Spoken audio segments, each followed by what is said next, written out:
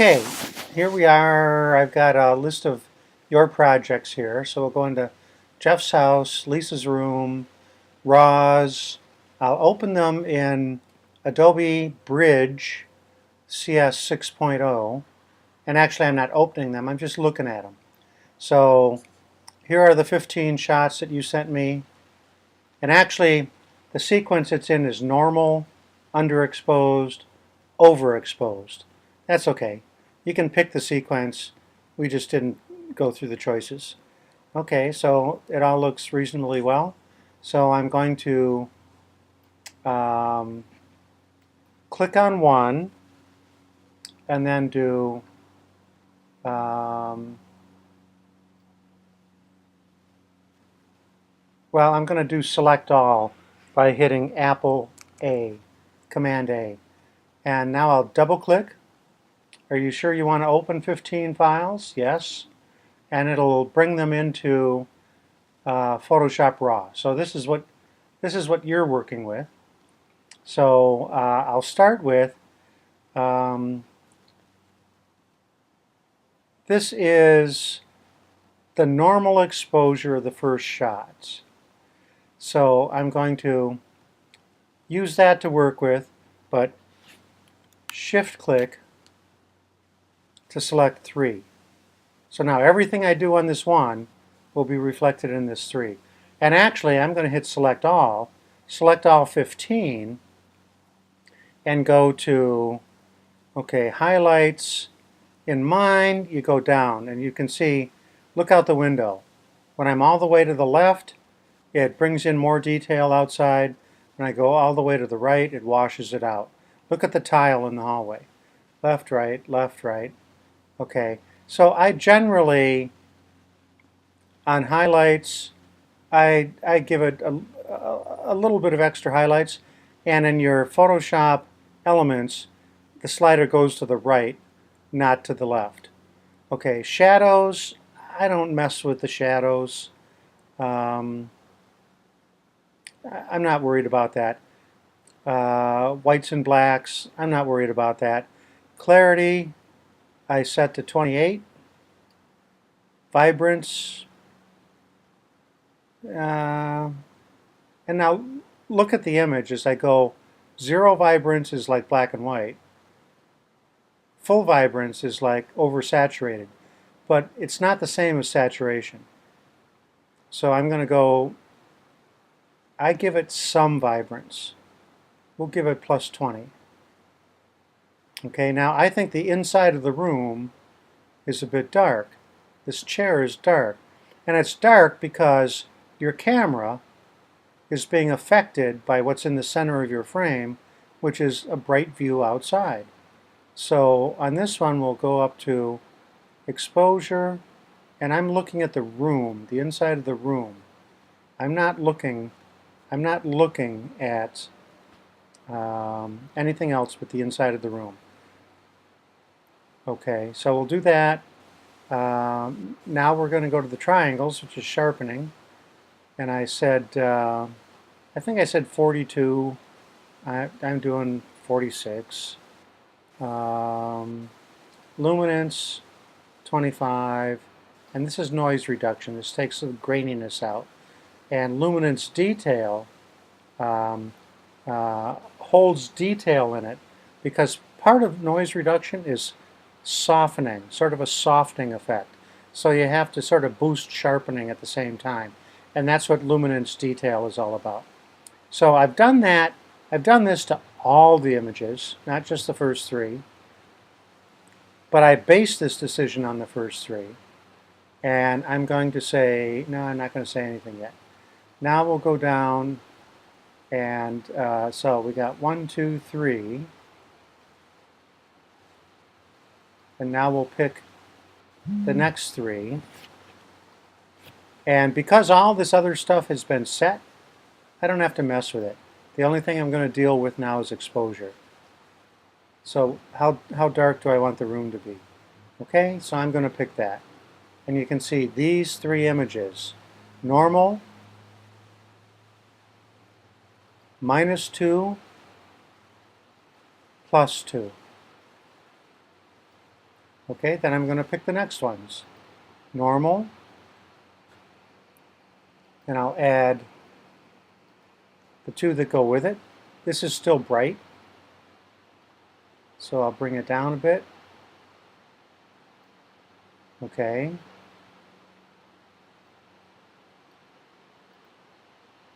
The next three. And these are all kind of bright because that first one that I worked with was looking outdoors, and I had to brighten it, but I wanted to do some any global settings you do first. Okay. So I'm happy with that. I'm happy with the settings I've made within groups of 3, 5 groups of 3.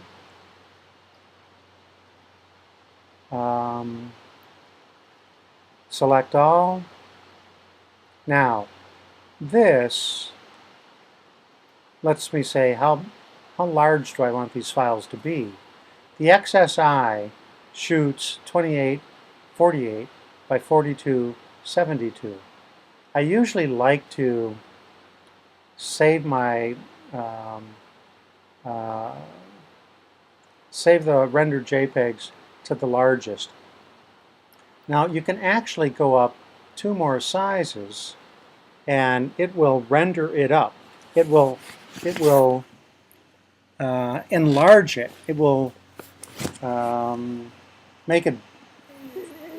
It will interpolate it up to a higher resolution.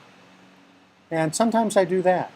This choice for 5 around will give us about a 15,000 by 7,500 pixel equirectangular projection.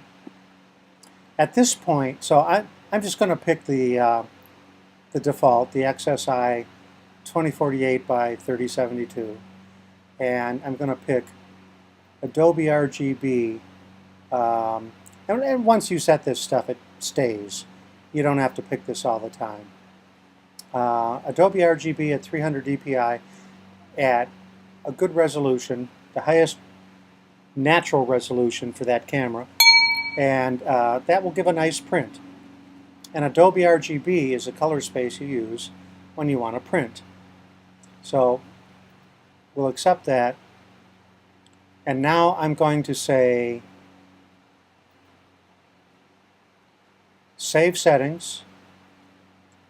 And you can save all the settings or only certain settings. I just save all the settings. And now I have to pick where to save it. And I'm going to go to the folder that I've been working in, which if I go to my hard drive, this is just Mac stuff. You don't have to worry about this. Desktop, CLS, miscellaneous, Jeff's house, Lisa's room,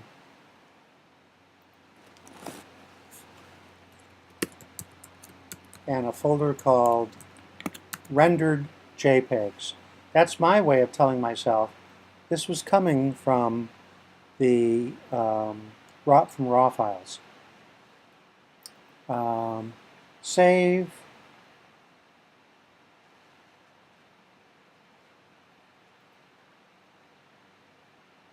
And the document name, I'm going to say 2-digit serial number. We'll say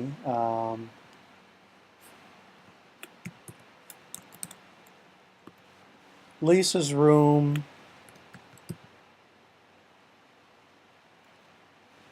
two-digit, so this will be Lisa's room 01, Lisa's room 02, Lisa's room 03. So quality level is the maximum JPEG quality level. And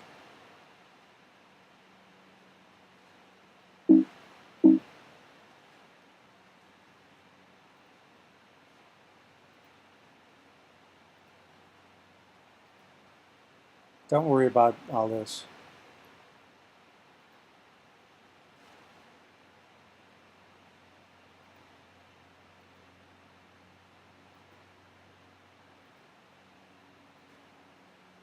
Okay, here we go.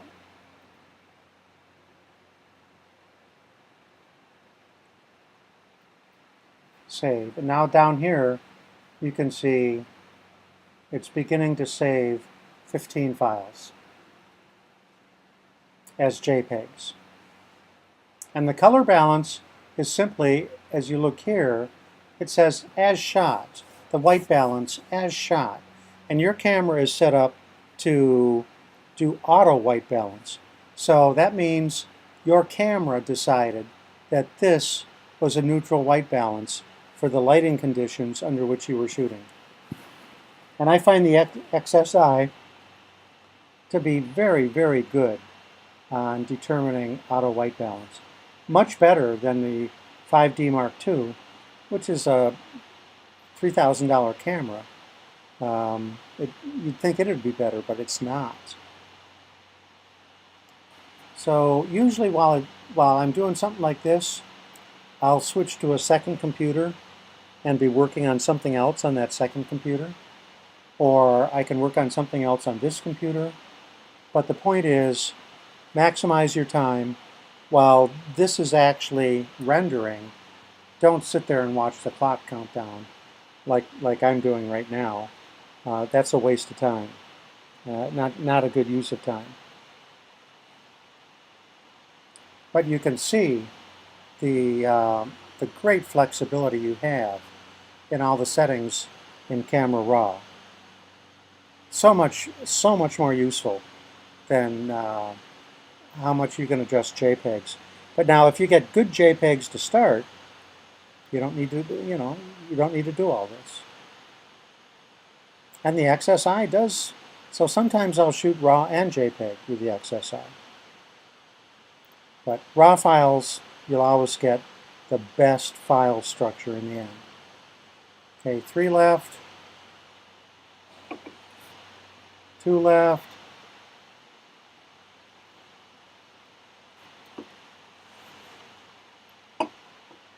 1 left,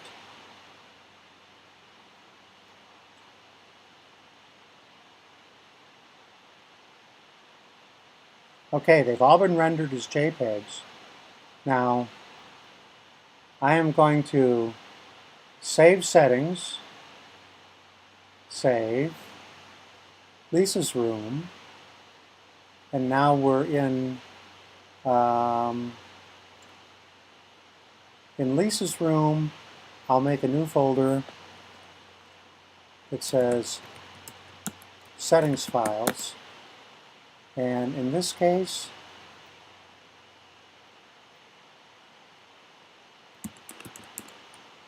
Camera Raw, Lisa's room. And it will save that. And you can go back later and load it. In fact, if we go here to Camera Raw, Lisa's room, and it remembers that setting. But if we were to come back and say load settings, we could go back and here's the settings file that we just saved. And so at any future date, we can load that settings file.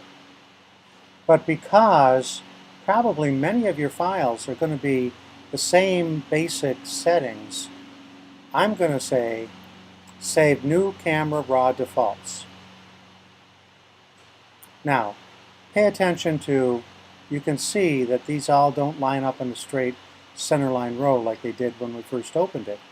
These are the settings for Lisa's room. And when we go to sharpening, you see that we've made different settings for Lisa's room. I'm now going to say done. So Camera Raw defaults. Camera Raw is now closed. And if I go to Lisa's room, oh, you're right, it's XMP. So these are the files I told you about that save the settings. Each and every RAW file has its own, they call them sidecar files. So this RAW file is totally intact.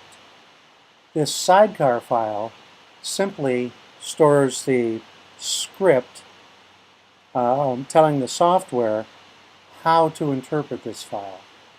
So your raw files never change. Okay. Now we'll go to the rendered JPEGs. So these, don't need that one. These 15 files are what we've rendered. I'm going to look at those in the camera, the Adobe Bridge browser. So now, here is the normal, 2 under, 2 over for shot number 1. Normal, 2 under, 2 over for shot number 2. So now we'll see how that works out. I have a program called Bracketeer. This is a Mac-based program. I'll try to find you a PC-based program. This does all the exposure blending by itself. You talked about doing layers and taking the highlights from one, the shadows from another. But if I take shot number 1, the bracket of shot number 1, and you know what? I know from experience that this one really wouldn't hurt to be darker. So I'm not going to go back to the raw. I could, but I'm going to make the JPEG darker, just from my experience with it. And I'll save that, file save. And I'll save everything at a level 12 JPEG. Okay, so now we have normal, 2 under plus what I just did to darken it more, 2 over. I'm going to select the 3 of those and drag them into Bracketeer. So now it takes those 3 images and it blends them, and this is what it gives us. I'm using my judgment. I think it's a little bit light. And so there's 3 panels to Bracketeer. These are the images I'm working with. This is the proposed blend, and I'm going to say make it a little darker. I think it could be on the darker side. Okay, and now they call this photo infusion. It is not strictly HDR photography per se. It is exposure blending, which is different from HDR. But it accomplishes what we want, which is to collect the full tonal range of that image without using supplemental lighting gear. Do it all through available light. So we'll say infuse that, and we'll title it Lisa _01.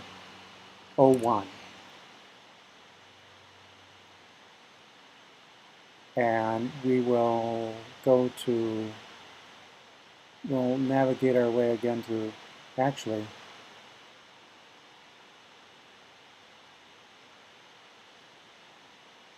again, this is Mac stuff, don't worry about it.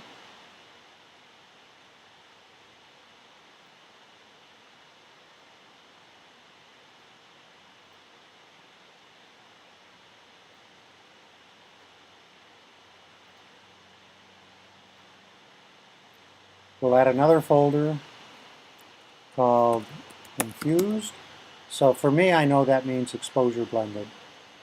And we only have the choice with this software of saving it as a TIFF file.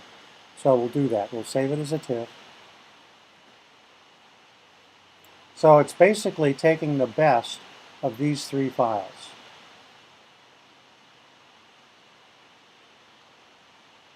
Okay. I'm going to quit out of Bracketeer. And now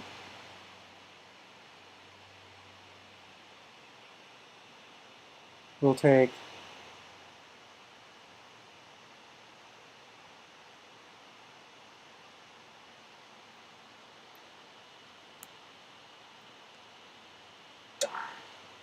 so now I want to do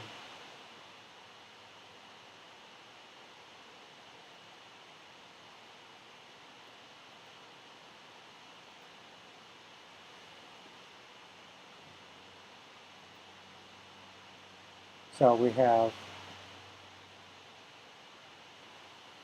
1, 2, 3.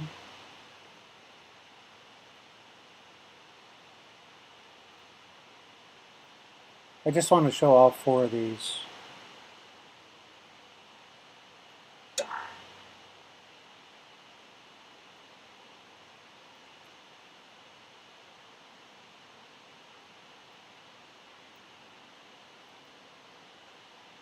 Okay, there's file 1, 2, 3, and then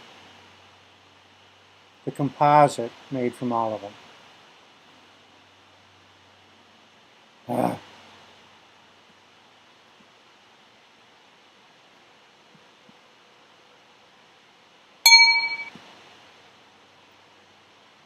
Okay, sorry. 1, 2, 3, and the composite. So these are the individual JPEGs from the RAWs that were composited, blended to come up with this. And you can see how this has the shadow detail from the bright shot, or a certain amount of it.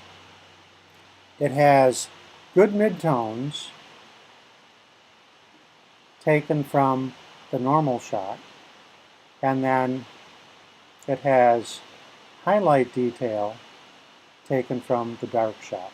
So this composite blends the best of all 3 of these individual shots, and it is better. None of the individual shots is good enough on itself, but by blending them all, it makes a very nice high dynamic range image. So I will now do that with the other 4 images. I'll just repeat that process. Meanwhile, I'm going to look for a software that you can get on the PC, because Bracketeer is only Macintosh. But there's the process. So you saw what I did with the RAW files, saved them as JPEG, prepared them to go into a blending program to give us stitchable, ideal stitchable images. So that's it. I'm going to end this now. It'll take me about an hour and a half for this video to render, and then I'll send it to you. Bye. And I'm doing this in a thing called Snaps Pro. Okay, closing it. Bye.